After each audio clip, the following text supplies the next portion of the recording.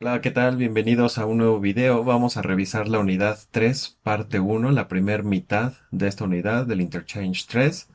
En la primera parte de esta unidad, lo que podemos apreciar son los principales favores que la gente pide y que normalmente molestan. Entonces, eso lo vamos a checar en clase, asimismo como la siguiente parte del ejercicio 2, la conversación, que es un listening. Donde tenemos una pequeña conversación. Vamos a revisar la parte de la gramática en el ejercicio número 3. Aquí en el ejercicio número 3 del Grammar Focus, lo que vamos a ver son cómo hacer request, peticiones un poco más formales. Para esto vamos a tener oraciones base que vamos a seguir su estructura, vamos a seguir un orden. Vamos a identificar los distintos patrones que tienen las oraciones, qué auxiliares usan, qué palabras clave contienen y así poder realizar más oraciones. En el primer grupo que vamos a revisar son expresiones que ya tenemos contempladas. Por ejemplo, la parte con can y could, ¿no? Esto lo hemos visto ya en niveles anteriores. Tenemos como ejemplo, can I borrow your pen? Could you lend me a jacket, please? Este tipo de expresiones o request ya más o menos sabemos cómo formularlas. Tenemos el modal can, el sujeto y la colocación. ¿Qué es la colocación? La colocación es un verbo acompañado por un complemento en un orden específico. Ajá. O sea, para borrow siempre va a estar acompañado de algo común, que sería prestar, ¿no? Que son las cosas que tú normalmente pides prestado. Ajá. En este caso puse ejemplo como borrow your pen and lend me a jacket. Ahora, entonces, ¿qué es lo que tenemos que hacer? Seguir el orden de las estructuras para poder generar las propias. Por ejemplo, con can I borrow your pen, yo puedo decir can I borrow your phone, can I borrow your computer, X cosa, pero sigo la misma estructura base, ¿vale? Entonces tengo que identificar cuáles palabras se quedan y cuáles se pueden cambiar, cuáles se pueden sustituir. En el segundo grupo de request tenemos primero la primera parte con preguntas con if, pero se realiza la pregunta en un tiempo presente. Is it okay if y do you mind if?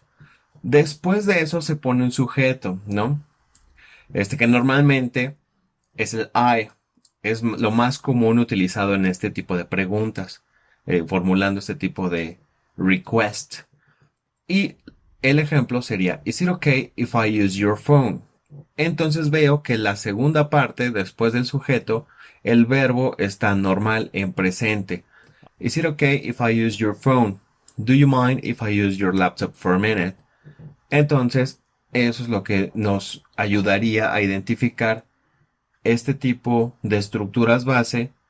Veo qué tiempos están utilizando, veo la estructura y realizo mis propias oraciones. Eso sería por el grupo número 2. En el número 3, que los voy clasificando así para que sea más fácil y no vayas analizando uno por uno. Tenemos peticiones con el would y un if. Muy importante, tienen que estar como elementos clave el would y el if para poder realizar este tipo de request.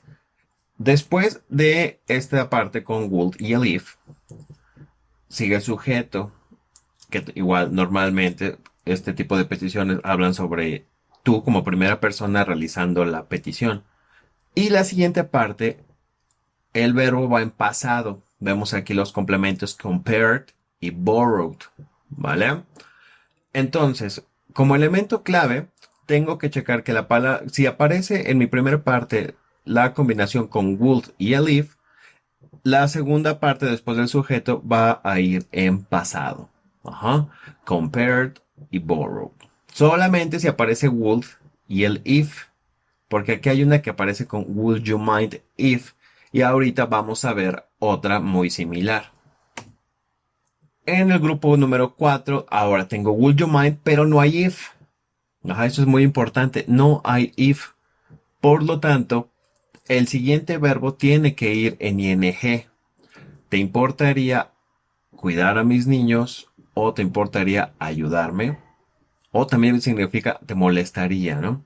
Pero estás pidiendo de favor que te ayuden, ¿no? O la acción que tú quieras poner. Es muy importante en este punto ya tener cierto conocimiento de las colocaciones. O sea, un verbo que vaya normalmente acompañado de una estructura definida o de palabras muy comunes con con esa acción, con ese verbo, ¿vale? Entonces, esta es muy común, muy utilizada, would you mind y un verbo en ing. Yo recomiendo que de este grupo que estamos realizando, te aprendas primero would you mind, que te va a ayudar mucho para el momento de incorporarlo a tu speaking, a tu discurso ya de expresión oral. Muy bien, el último grupo tengo la expresión I was wondering if y un sujeto. Ajá, me estaba preguntando si tú, yo o él, lo que sea, tú decides qué verbo utilizar. Y luego acompañado de un could. I was wondering if I could borrow some money. I was wondering if you could help me. ¿Vale? Y esto ya no está formulada como pregunta, es como si fuera una afirmación, una pregunta indirecta, que lo veremos más adelante. ¿Ok? Entonces aquí terminamos la parte de gramática. Vamos a regresar al libro.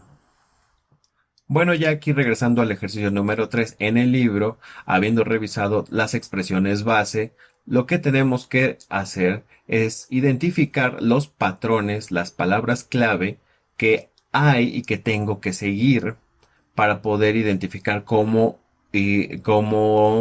estructurar bien, cómo utilizar las palabras adecuadas, dependiendo de cómo formules la pregunta. Ejemplo, en la número 1, would you mind, veo el ejemplo, veo las estructuras base y veo que hay dos con would you mind.